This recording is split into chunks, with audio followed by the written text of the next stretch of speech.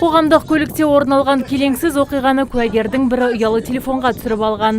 Бейнероликте кондуктор зейнеткер әйелге төлқұжаттың орнына жол ақысын төлеуді бұйырып сөйлейді. Ал содан соң Ұлы Отан соғыс ардагерін қоғамдық көліктен түсіріп тастамақшы болады.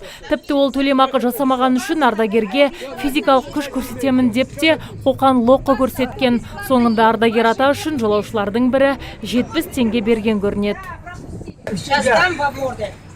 Посмотришь, когда. Дай побольше. Давай выходи. На следующем поедешь. Выйди.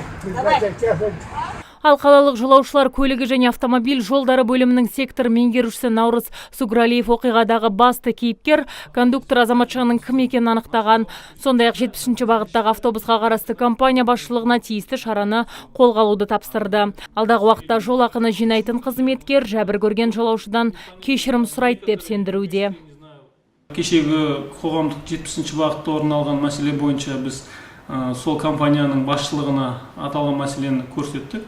Енді сол компания өз тарапына шара көріп бізге не қылатын болады. Сонымен қатар жаңағы жолы зәбір көрген жолаушыға да кешірім сұрау нелерін ұйымдастыратын боламыз. Айта кетсек, заңға сәйкес қазір қоғамдық көлік арқылы 15 жасқа дейінгі оқушылар 50% жеңілдікпен тасымалданады, ал 7 жасқа дейінгі балалар тегін жүруге құқылы.